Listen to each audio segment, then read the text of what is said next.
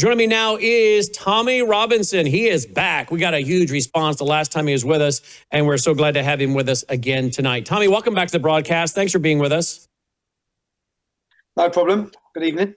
Hey, I want to go right away to the World Economic Forum, President Trump, talking about Europe, immigration, and all that. But first, tell me about the protest in your neck of the woods, in London. Did we not have the police just cracking down and clubbing people who are, from the video we saw, they were just out there literally not doing anything wrong, just verbally out there supporting the freedom fighters in Iran, and they started getting clubbed, right? Do I have that right? Yes, you do have that right. And unfortunately now the freedom-loving Iranian community are realising what we, many Brits, have lived under when we've tried to protest issues around anything to do with Islamic jihad. Because what we're seeing is a police force that's controlled by Sadiq Khan. And unfortunately, Sadiq Khan doesn't stand on the side of freedom. So the mayor of London stands on the opposite side to those Iranian protesters. So the policing operations are usually placed against those people.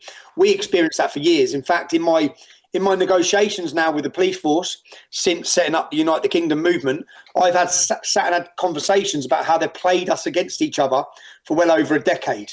We've now found a way of working together, a way of not allowing their attempts, because at our last event, Unite the Kingdom event, the City of London, Sadiq Khan, attempted to withdraw our licence from setting up the PA systems and the speaker systems. Now, what that would have meant, and 2 days before, so 48, 72 hours before the event, he pulls the licenses. We then have an emergency meeting with the police. And what I say to them is, if we have no way of talking to our supporters and 500,000, whatever many people turn up, it's going to descend into anarchy, which is what the government, it's the Labour government, and what Sadiq Khan wanted. But the police agreed with us not to enforce that order. So there was an order placed by the local council to prevent us setting up our speaker system. The police, after sitting down, and I said, lads, they're going to try and make our supporters clash with your police officers. Now, your job and my job as an organiser is to maintain safety for the public. That's our job, nothing else. If you take that speaker system away, you know and I know it's going to cause anarchy. So the police actually went against all of their orders on that day. But what the Iranian protesters are realising is they haven't gone through the same education or schooling thing that I've gone through. I've done now 15 years of national demonstrations. I know how to negotiate, how the police will operate, the traps they will set in order to be allowed to come and attack your supporters like that. Wow. So unfortunately, when I watched it, I just see the Iranian protesters are getting on the end of something we were on the end of for well over a decade. Two-tier policing, attacks. They wouldn't be doing that if it was a pro-jihadi demonstration. The batons would never be out. If it was a pro-left demonstration, the batons are never out. That unfair treatment only goes for people who are on the side of freedom. Yes. And of course, we're a little frustrated here because President Trump said help was on the way. And now we've got 12,000 to 15,000 to 20,000, depending on the numbers, dead, people being targeted, shot in the face, shot in the eyes. There's now reports that some of these folks were poisoned by the government to die a few days later. What are your thoughts? Are you as frustrated on this issue as many of us are, that the folks were told to stay in the street, to be out there, that help was on the way, and no help came? My personal thoughts have been, since the start of this, is the immense bravery and courage shown by the people. And when you think about it, so I think about it and I look at the UK, people in the UK are scared of coming out on the street.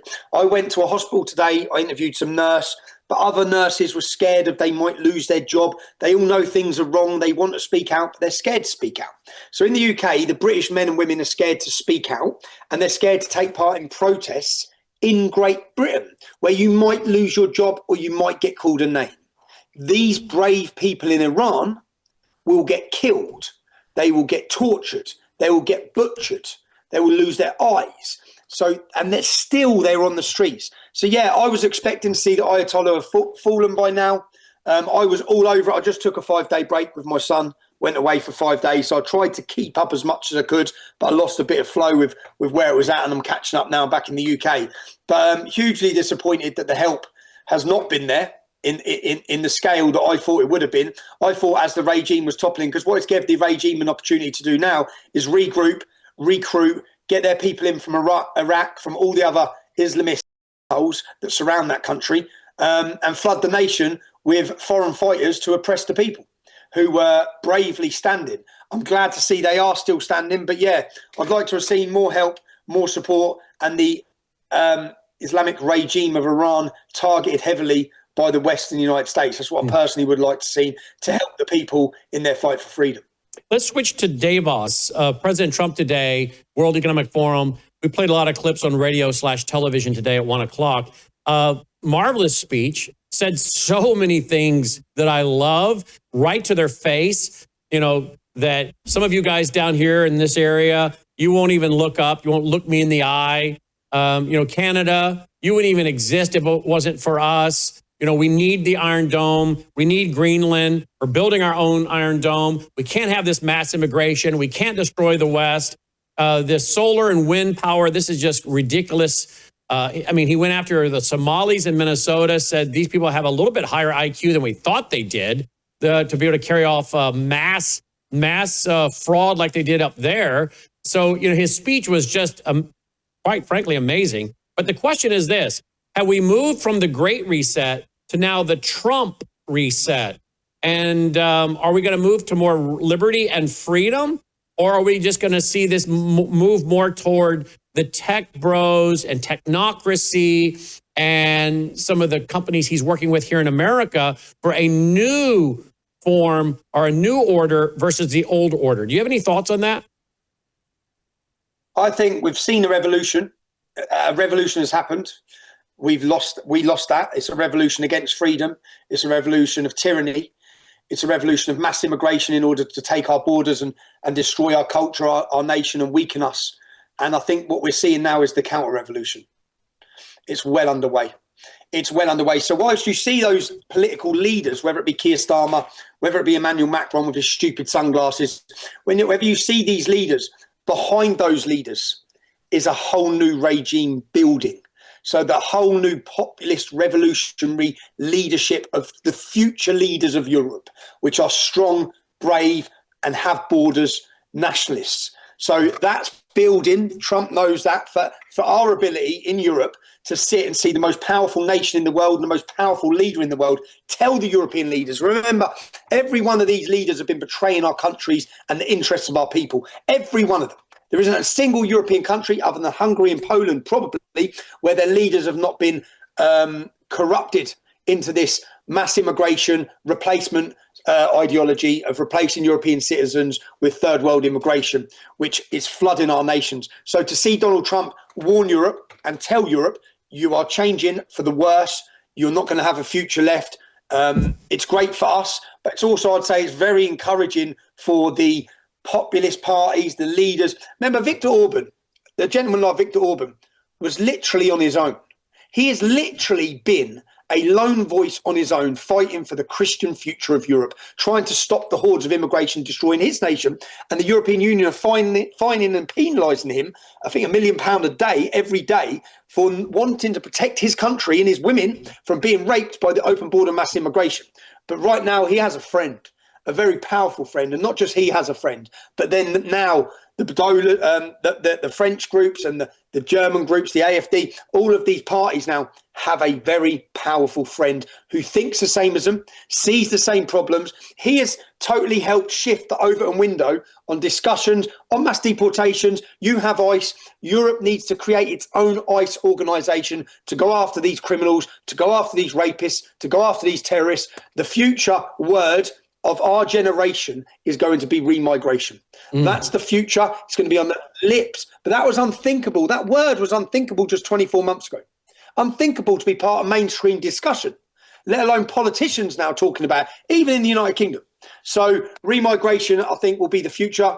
If we want to see a safe, prosperous, and a Europe that looks like Europe, then that's the only solution for us. Well, otherwise, we're simply going to be demographically replaced. And here's what President Trump had to say today about Europe. Listen to this. Certain places in Europe are not even recognizable anymore. They're not recognizable. And we can argue about it, but there's no argument. Friends come back from different places. I don't want to insult anybody and say I don't recognize it. And that's not in a positive way. That's in a very negative way. And I love Europe, and I want to see Europe go good, but it's not heading in the right direction. That's exactly what you just explained. I know you agree with that. Do you know what's mad? I've just been to a town called Boston in the UK today to interview a nurse called Amy. She lost her job.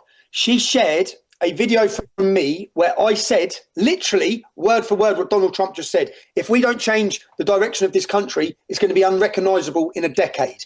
For her sharing that comment, she got gross misconduct. She was fired from 15 years working in the National Health Service as a caring, loving nurse, saving lives. She lost her job for sharing that. Now, what we're seeing across the UK, this is part of the war on free speech, because there's Muslims within the NHS who have supported Hamas, gone to fight for ISIS, called for the destruction and obliteration of the state of Israel, denied the Holocaust. These are 4 separate cases where those Muslims didn't lose their jobs, but yet an English white working class nurse was sacked. And as she was told by her union, you're going to be used as an example. What is that example? That is the example. And when Keir Starmer sits in the Oval Office lying his pants off to Donald Trump about a great history of free speech, well, he wasn't lying. He said we have a history of free speech. He used the right words, a history, because we don't have free speech currently. People are terrorised. This lady lost her job, couldn't pay her bills, was driven to near the point of suicide for sharing me saying the future that our country's changing and it'll be unrecognisable. That's word for word, literally what the President of the United States just said. So we see so many cases like this where the British public are so scared of speaking about anything, and this is why. They know they bring in laws, because when corporations, mass corporations or institutions, government institutions, when you can lose your job for sharing something legitimate or legal. So that also there was a post shared, another lost her job for sharing a post of the costs of asylum seekers. So a factual post from the government website, and you lose your job for it. Now, this is the element of fear that is installed in the entire population to prevent them speaking, to prevent them sharing their. I also today, because this is a massive problem in the UK, whilst I was in the city of Boston interviewing this nurse, telling her story, getting a story ready and a campaign ready to fight the system for this lady. When I was there, I thought, let's stop into a public house, a British pub. Now, pubs and restaurants are the heartbeat of British working class culture. It's the heartbeat of the community. When I think about my activism in the English Defence League, we formed a mass movement across the country. We formed it from the pubs. Where do people come together to discuss politics, to discuss their disgust at what's happening in the pubs? 2,000 pubs are going to close this year. The government are making it impossible. They're upping the rates, they're upping the taxes. They're making it impossible intentionally to close down the community centre, the community hub that brings people together. Now, when you break down those hubs, which I've seen in Luton, because none of the pubs are left, when the Muslim community come in, there's no pubs left. And the pubs are gone, the community spirit's gone. You don't then see your neighbours, you don't see your community together. So I went into a pub today to speak to the community, to ask them what it would be like if this local pub that they're in was gone. And it would destroy many of their lives. It would break down their community spirit, and they wouldn't see each other. Now, this is what the big globalist plan, what they want. They want you isolated. They want you on your own. They want to control what you're saying online, but not just online. They don't want you having the ability to say it to a group of people. Hence closing down community centres, closing down public houses, making it impossible for these pubs to survive. It's a far greater plan that we're seeing, which is all about breaking community, breaking resistance, and breaking the ability for men or communities to come together to even discuss topics and conversations. It's definitely intentional. It's not unintentional, it's intentional. And do you know what the good thing was? As I asked these average people in this public house today, why do they think the government are upping the prices? Why do they think they're making it impossible for the public houses and the community hubs to stay alive? All of them said they don't want us talking. They want total control. They don't want us to have community centres or a centre for resistance where we can discuss their failures. They don't want us having these discussions. So everyone is awake to it. now in the UK. Something that I knew, that's the reasons I knew. But as I spoke to all these regular gents, regular women in this public house, all of them are of the same opinion. This is intentional to break down our community. That's what we're seeing. So what Donald Trump has just outlined and what he said and spoke about, you come to my town, you think you're in Karachi. You wouldn't think you're in Luton. 50% Pakistani, 45 mosques. It's unrecognisable. Do you know what? It's never coming back. America, wake the hell up. Because you see how quickly it happened in Minnesota. Do you see these little Somali towns where they're going to get bigger and bigger and bigger? And the money's coming in from Qatar. The money's coming in from the Iranian regime. They're building bigger mosques, bigger centres, bigger control centres. And all of whilst that's going on, and in Islamic infiltration of the United States of America is happening, we're being attacked. Communities being attacked. The church is being attacked. Christianity is being attacked. Men are being attacked. Families are being attacked. All of it's happening at the same time.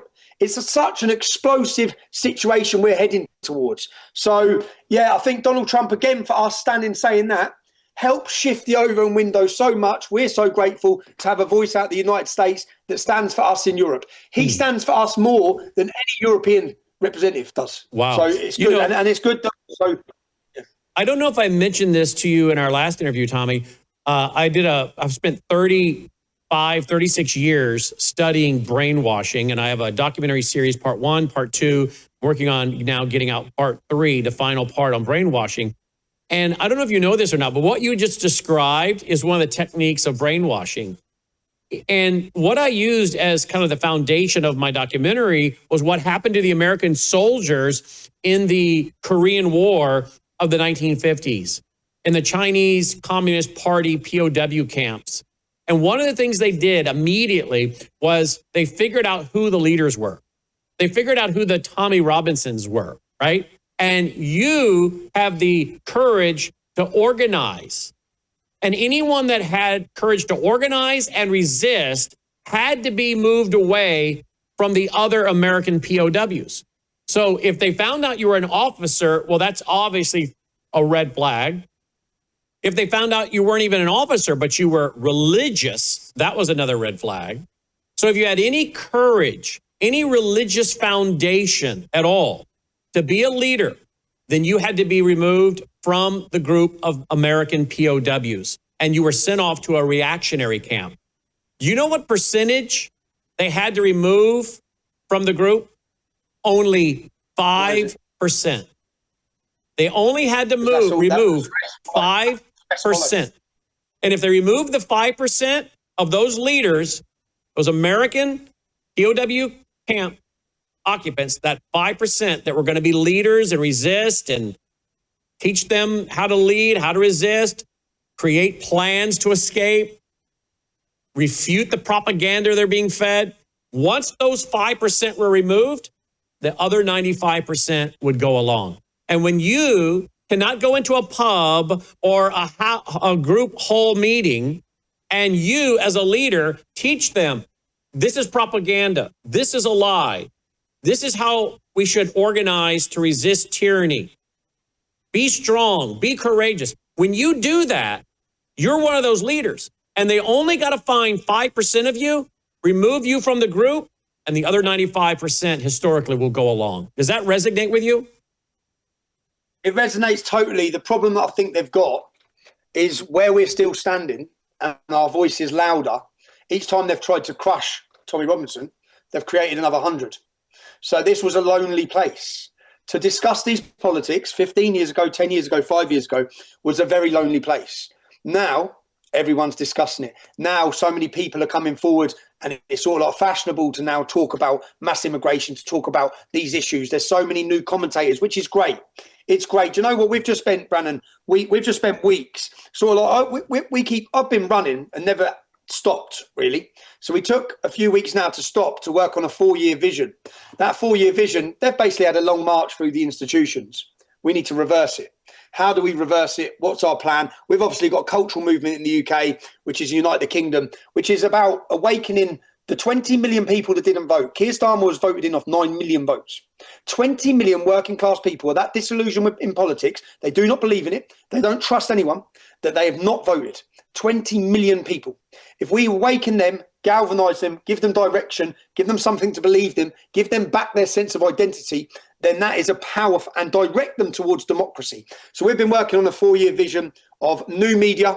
We're going to build a mass new media of citizen journalists across the globe, bringing together the Tommy Robinsons and training the new Tommy Robinsons to go out there in a warfare against mass media and be the new media, be the truthful sources, do the investigations that they're not going to do, but bring all of these around across the globe under one umbrella. And then each country that you have these new media or these citizen journalists, they will then complement the populist political parties by being the source of information to give them their voice, but not just to give them their voice, but also to go against the other political parties. So we've got a freeway prong, and we've just spent weeks and weeks and weeks working, because as I said, people say, what's the point? We had 1 million people, 2 million people, 3 million people, how many people you want to say on the 13th of September at our mass rally? We're planning another one on May 16th. But unless you have a reason for those rallies, what is it we're trying to do? The cultural movement's going to concentrate on the celebrationary days. Do you know, next year, 2027, is 1100-year history of the birth of England.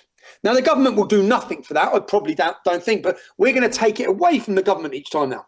We will hold the biggest celebration. Do you know, next Christmas already, we're planning it. Put Christ back into Christmas. We have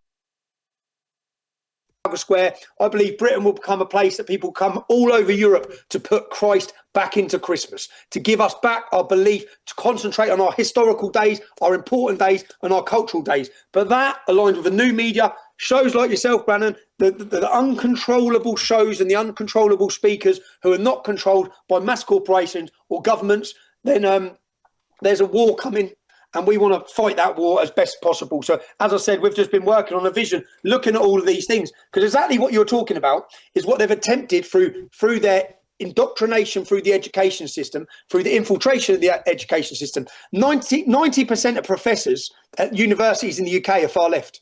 90%. That's not by mistake. Whilst we were sleeping, they were infiltrating. Whilst we were out concentrating on ourselves, they were concentrating on the future. And everyone knows, getting to the minds of the next generation, the only hope we have is that the next generation or youth usually rebel. I think we're seeing, I had some encouragement coming out of France when I looked at the way that 18 to 24-year-olds were voting. And with the indoctrination that we're all facing to feel guilt for who we are, I'd have thought they'd be voting on the far left, but they weren't. They were going for Marine Le Pen. So hopefully, not hopefully, there's a mass resistance coming. I'm glad Donald Trump's telling Europe what time it is, and all that can do is give more confidence to Europeans and give more confidence to those political parties to feel braver, to feel more courageous, just to stand by their principled decisions and their policies, which are going to cause upset because it's about deporting millions of people because they need to be deported. They cannot be here any longer. Many of them outstayed their welcome. We need to remember that they come here as guests. These people is not their nation.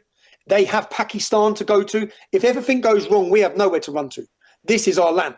They can go back to Pakistan. They can go back to Syria. You know what? In Germany, where you brought in 1 million Syrians who are raping, pillaging, murdering, beheading, killing, torturing, terrorism, jihad, all these crimes coming out of that community that Angela Merkel let down the borders in 2015, let in. Well, the war's over, darling. Yeah, the war's over. Time to leave. For many of you, it's time to go. So I think, but you're going to see that scream, that whisper of remigration. It's going to become some roar coming out of Europe in the coming years. I'm glad to see that European leaders, political parties are organising themselves. I know our next event is Unite the Kingdom, Unite the West. I'm travelling Europe this week, meeting with European leaders, politicians to discuss how we can work together. I think every country doesn't just need a political party. You need a cultural movement. We all need a cultural movement. We are having a cultural revolution in Britain, but we need that cultural movement also needs to work alongside a political party. I don't know if you know that. I don't know if you know that in his speech today, the World Economic Forum, President Trump specifically mentioned the need, what you just talked about, the need for the conservative alternative media. He mentioned that in his speech today. So I don't know if you know that or not, but you're already on one of the talking points of the president, the need for an honest media to hold the government and world leaders accountable. I didn't know. I haven't had a chance. I've been out interviewing all day, and I've just got back, had dinner with my kids. So I'm going to sit down. I know my team have took snippets of it and put on my X account, but I haven't watched it in its entirety. Well, here's one clip. Here's one clip on immigration by the president today. Here we go. The situation in Minnesota reminds us that the West cannot mass import foreign cultures which have failed to ever build a successful society of their own. I mean, we're taking people from Somalia, and Somalia is a failed, it's not a nation.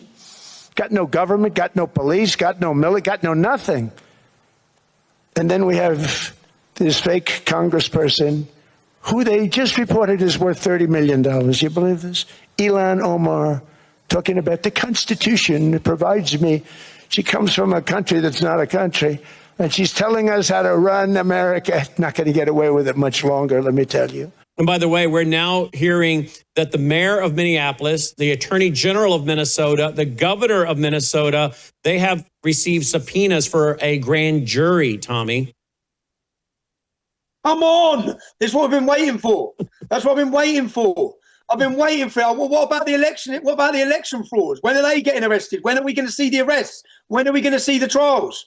That's what I've been waiting for. And you know what? I think, America, you've had a real light bulb moment here with Minnesota, with the Somalian community, because that could have gone unnoticed. And many Americans will carry on moving on, and another 10 years will go with Islamic immigration, all the fraud. You can see how the Democrat Party, because let's not pretend these below IQ clowns in Somalia have orchestrated this multi-billion-pound fraud on their own. Yeah, they're doing it hand in hand with the Democrat Party to benefit the Democrat Party. They've turned a blind eye. They've allowed it or been in bed with it and facilitated it. All the money will probably go to Somalia, comes back into the Democrat Party in some way or form. Yeah, as we just heard, Ilhan Omar is now worth 30 million. How? What's going on? So I'd love to see arrests need to be made, prosecutions need to be made. But the best thing about this, America's had a big wake-up call. You've got to see what one town governed due to Islamic immigration, where you've got to see that. You see in the UK, the Labour Party and politicians turned a blind eye to the rape. They turned a blind eye to all these crimes, so long as they kept the vote. Well, that's what you've now witnessed. What will they turn their blind eye to? Billions and billions in fraud because they get the continued vote, the loyalty of that community. They'll bring in another 100,000, another 100,000. You see your swing states. In the swing states in the United States, there will be no swing states, because if you look at the immigration into the United States with the open border, it went up 700% in the swing states. They were importing people into the swing states to make sure that never again is there a swing state. That's right. It's gone. Once those communities come in, you see the Islamic community, if they concentrate on the swing states, they will hold so much power. They'll have the Republicans and the Democrats, because parties just want power, and that's what they need. Yeah, they'll have them both over a barrel. And that's what they've done in Michigan. They've done that in Michigan, and they've done that in Minnesota, and now they're targeting my state of Tennessee. They're, and of course they're targeting now the traditionally conservative states like Tennessee. So if they can grab Tennessee and in Florida, they're targeting Texas, they're targeting Dallas, Houston. I mean, Texas and Tennessee. I mean, those are about as conservative as you can get in America. And they're targeting those with population to flip those states. You know how many electoral college votes Texas has? And apparently they're buying up a lot of influence, because they have Republicans in Texas bending over backwards, even declaring, Pakistani Day through the legislature and all kinds of other garbage. They're trying to take over and are building more mosques in the state of Texas than you can swing a dead pig and hit. I mean, can you imagine? I know. I saw what's happening in Texas. I saw the growth in the mosques. But what people need to realize is the Republican Party and the Democrat Party will succumb to them. If that group can swing the power, if that group can guarantee the vote, which they will, you think you're organised. They organise themselves in a military fashion. When it comes to voting, they will use democracy. I always say it. They will use democracy to end democracy. Wake up, America. Stop the Islamic immigration. Isn't that what the Muslim Brotherhood explanatory memorandum said? It was found in the 80 banker boxes of the cultural jihadi dude of Muslim Brotherhood outside of Northern Virginia, outside of D.C. in Northern Virginia. He said that Muslim Brotherhood explanatory memorandum, we will get Americans to destroy their own house with their own hands. In other words, we will use their liberties and their freedoms to destroy them. And we will use interfaith dialogue, which Syed Qutb, one of the leading scholars of the Muslim Brotherhood, said is a one-way bridge to bring the non-Muslim to our side, not the other way around. So we'll use religion, we'll use the voting system, we'll use free speech, and we'll use ignorant Americans that we brainwash, making ourselves the victim through Islamophobia and then hate crime laws. And we'll get them to push our agenda and destroy their own house with their own hands. That's what they said they do. And we have Americans doing it for them. No, they're succeeding. They're succeeding in it. Now, what benefit is Islamic immigration to the United States of America? Where's the benefit? None. I asked this, what benefit has Pakistani immigration brought into the UK? None. No benefit. What benefit has Afghani immigration, Somali immigration, Iraqi immigration, Syria? What benefit has any of it brought? When it's great that you were able to see this, the Somalian work rate, see how many of them are on benefits, how many of them 10 years later still don't speak English. It's great you can see that because you can mirror it across America. And then you need a brave leader who's just going to say, enough's enough. Stop Islamic immigration. It doesn't work. You're mixing oil and water and you're heading somewhere very dangerous. And the fact that you can look at the rest of Europe, and Donald Trump is looking, and see the mess we're in, see the destruction of our capital cities, the loss of them. London is now 33% white British, white English.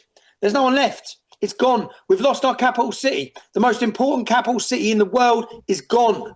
There's no English people there anymore. It's taken over.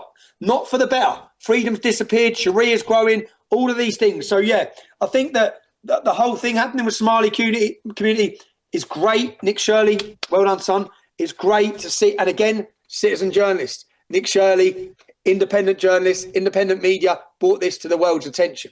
Where was CNN? Where are all the big broadcasters in investigating this and finding this and exposing this? You can no longer rely on any of them. They're all corrupted.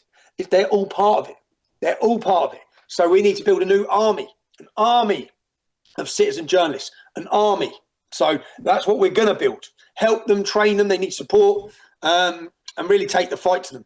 Take a look at this. This is from my 2018 documentary, Sabotage. This is from, I think, 1989, C-SPAN, 1989. Here in America, this is a Muslim Brotherhood proponent. Listen to what she said in 1989 from my 2018 documentary, Sabotage. Process of making America Muslim, all of America Muslim, then we have to have some actual short-range goals. We do not want to melt into American society and disappear. We want to go into American society with Islamic ideals and revamp their thinking. We want to revamp them. We want to turn them into Muslim individuals. That when we stand up to those who oppress our communities, that Allah accepts from us that as a form of jihad, that we are struggling against tyrants and rulers, not only abroad in the Middle East or in the other side of the world, but here in these United States of America, where you have fascists and white supremacists and Islamophobes reigning in the White House. We have to help those people in their causes because their causes are our causes. Black Lives Matter is our matter. Black Lives Matter is our campaign. Let's recognize that we are the community that staged a revolution across the world. If we could do that, why can't we have that revolution in America? So what are the... There you go, my 2018 documentary. They're here. We're not here to assimilate. We're here to turn them into Muslims. They said it in 1989, right here in America. I think that's insane that you had all of that in 1989 and you were publicising and showing the world that in 1989. I came to this fight late through what I saw in my hometown. But how much more do we have to hear from them? This isn't me giving this opinion. It's not you. They're openly telling everyone. How is CARE? How is it allowed to have such power, such influence, when back in 1989, you can hear what they're saying?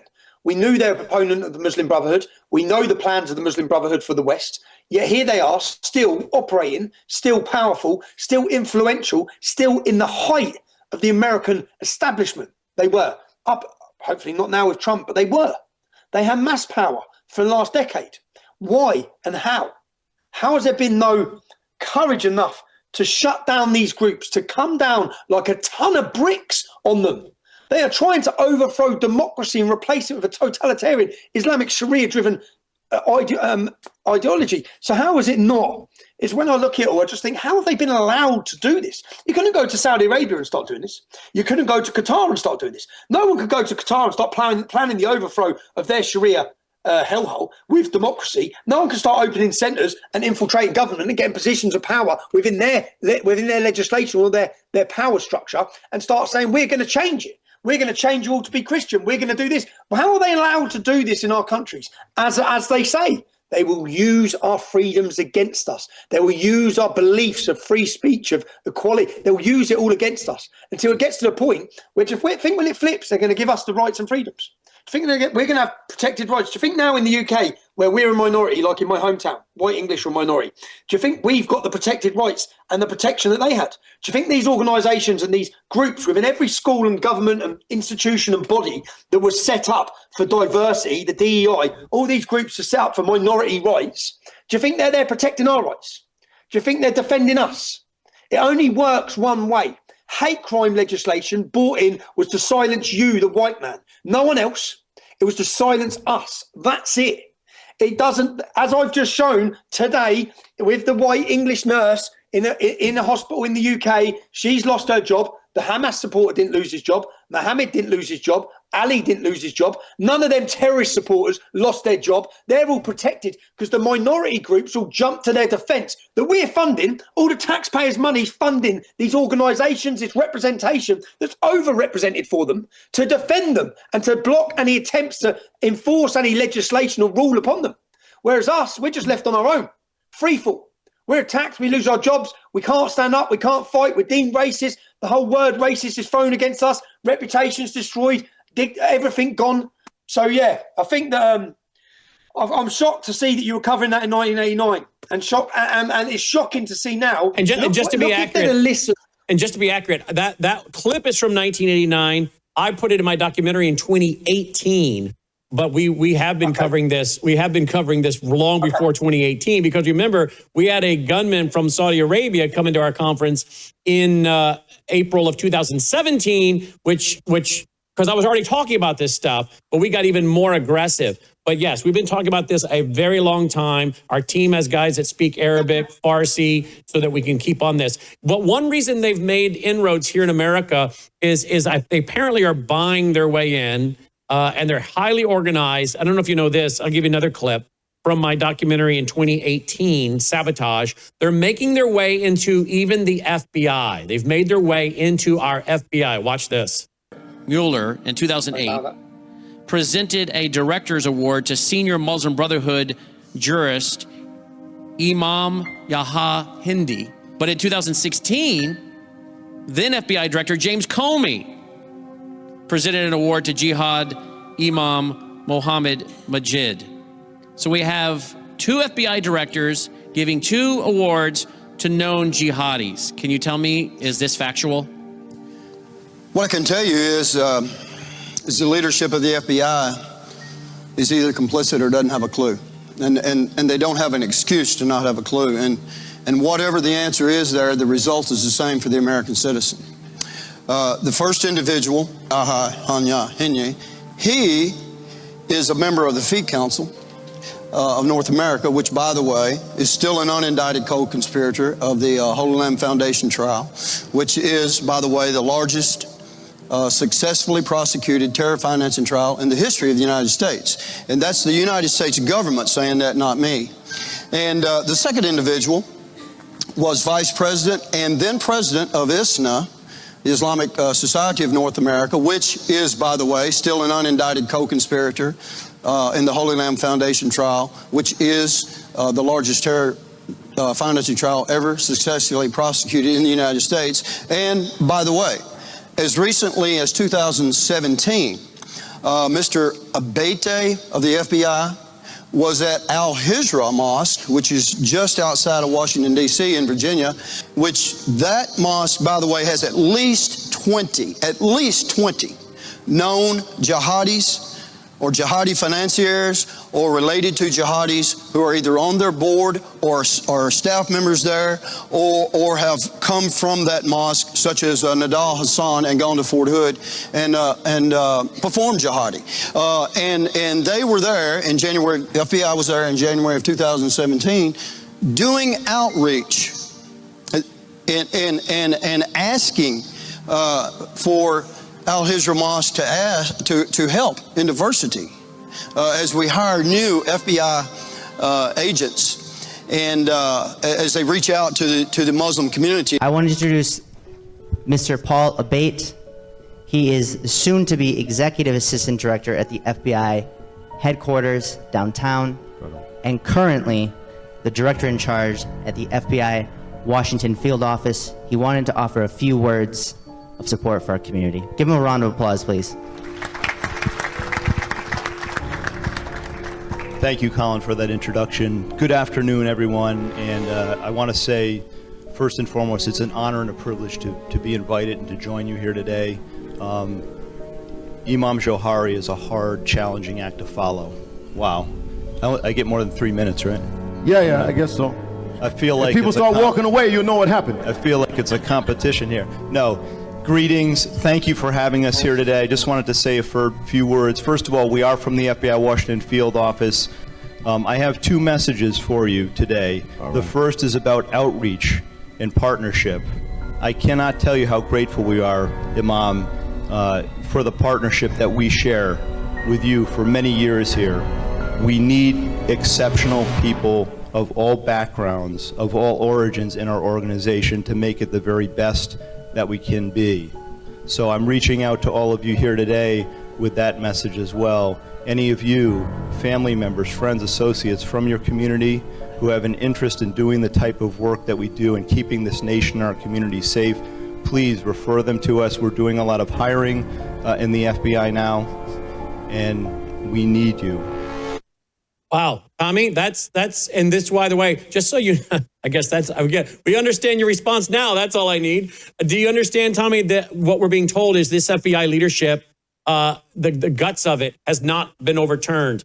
Some people have been fired, but it basically in the DOJ, the FBI, President Trump's team still has not cleaned out these kind of characters. This guy, by the way, rose after that to basically being the guy that was number 2 at the FBI under Biden, who was the one running the FBI day to day. That's what we were told. We saw him under questioning by Congress. But this is how bad it is. It's in our sheriff departments. It's in our police departments. They have stopped a lot of the experts from coming in and training on Islam.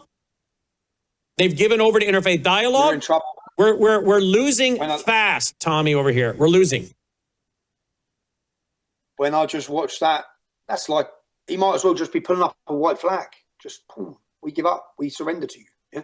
Now, it would take the police intelligence services, 5 minutes on a computer to look, to find out the intelligence on that mosque, on that imam, on that center. So can it be saying that they're naive? It can't be. It's not that they're naive.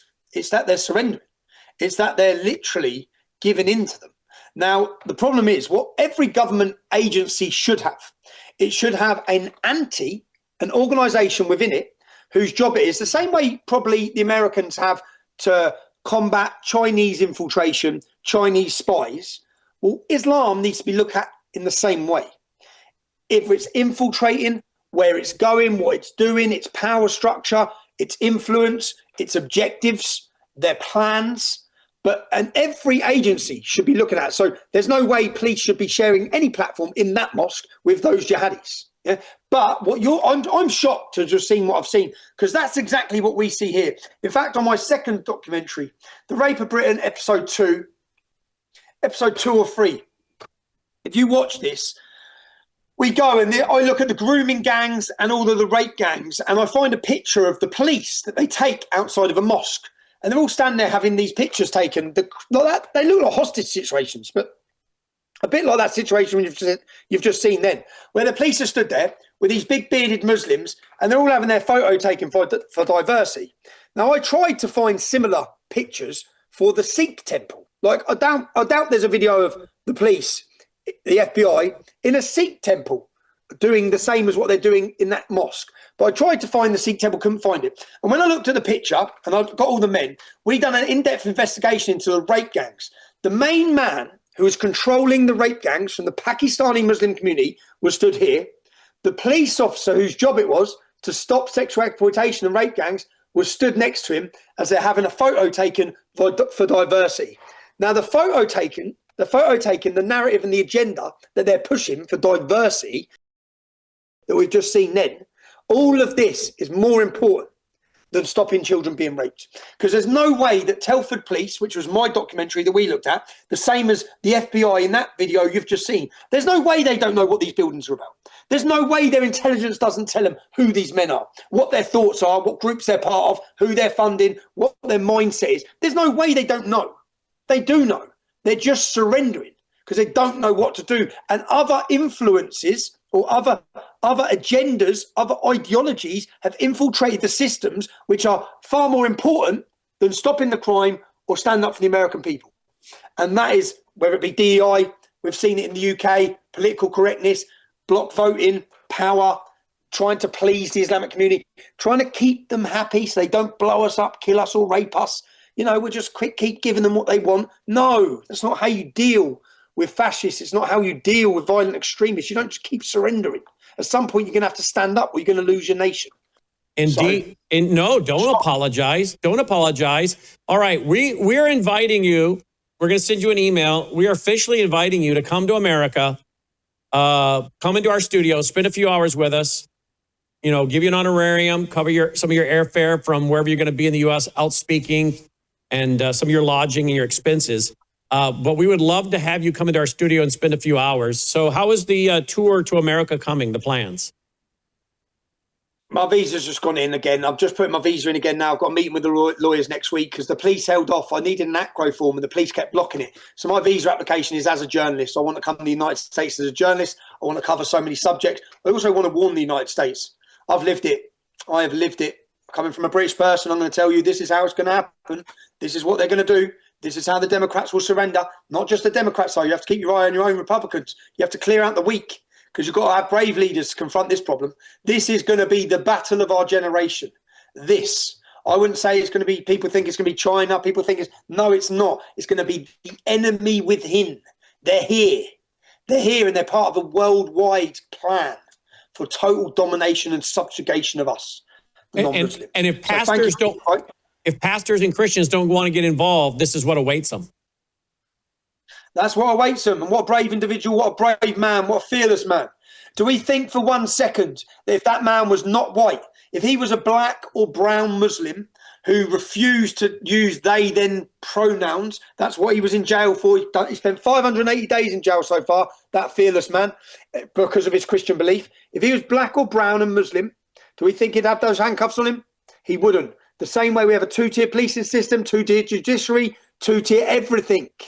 Everything's two-tier. Same way as in Minnesota. Do you think if that was white Americans, do you think they could have just got away with that billions and billions and billions in fraud, flying out of the airport with hundreds of millions of pounds in cash without getting asked any questions? It's like a protected group. They're protected in every way, protected from criticism, protected from real investigation. Protected, protected, protected. And when they have deep friends with deep pockets, Qataris especially, Qatar are a massive problem for all of us. I know lots of people are working with them and governments are working with them and they buy their ways through our capital city. They own more in my capital city than Prince Charles, the King. So they're bought into the system. They're bought the politicians. But they are responsible for the Islamisation of Europe. Billions of pounds have come out of Qatar to fund changing the face of Europe forever. So they're an enemy to Europeans. Qatar is an enemy to freedom, to America, to Western civilization, and they need to be viewed as such and recognized as such. Just a couple more minutes with you. President Trump is making issue of the white genocide in South Africa. Here we go. White genocide in South Africa, and are you willing to engage with the South African government? Well, no, what's happening in South Africa is terrible. It's a terrible situation. What they're doing to people, a certain group of people, is unbelievable. You wouldn't think it could happen today. What would it make you believe that there is no white genocide, Mr. President, in South Africa? Well, we have seen the numbers, we've seen the records, and it is taking place. Mr. President, that was also in our documentary, is either Sabotage or Siege, the white crosses of all the white farmers by the black communists. They'll take over their homes, keep them alive and torture them for days, skin them alive, burn them, use power drills on them, rape their wives, and then kill them and lay a Bible on their body to mark that they have just murdered and tortured a capitalist and a Christian. You know, the Frankfurt School came to America here in 1933 at the invitation of John Dewey, the father of modern education, a secular humanist, who helped start the American Civil Liberties Union, by the way, with Roger Baldwin, also a communist. And they said that they were going to go after the capitalist and the Christian. At the source of all suffering and oppression, they said, was capitalism and Christianity. South Africa should be a model to the world. And I got another report today by my friend Pamela Geller, another report today of the number of Christians being murdered by Islamists. The latest, Islam in Africa. Here's the headline. Whoop, let me go back. Muslims storm another church service, kidnap 172 Christians in Nigeria as media and leftists deny the genocide. So they're going after not just whites, they go after anyone, even of a darker pigmentation, because at the end of the day, the big issue for them is Christianity or Judaism. Closing comments, and then tell us about your event coming up in May. Closing comments are, the world remains silent. Where's the media? Where's the hysteria and the outrage that they'd hold if this was happening to anyone else that wasn't Christian and wasn't white? So, yeah, it's disappointing. I think what's happened, do you know what? Do you know my first ever demonstration with the English Defence League? First ever, 2009. We held up placards that said, Nigerian Christians, we stand with you against jihad. Wow. Because as I started going down my rabbit hole, as I started looking into what was happening, remember the English Defence League was branded some big far-right racist group. It's insane.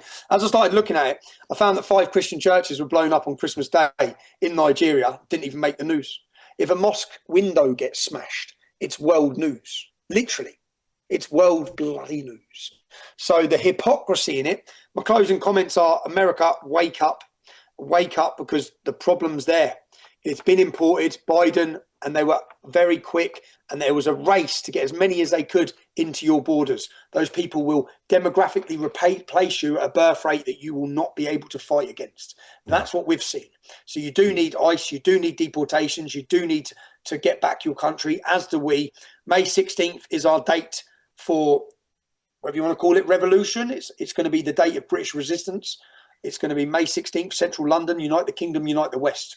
We're going to bring millions into our capital city. We're refusing to leave. We're going to have an event against our government. We're running out of time in Great Britain.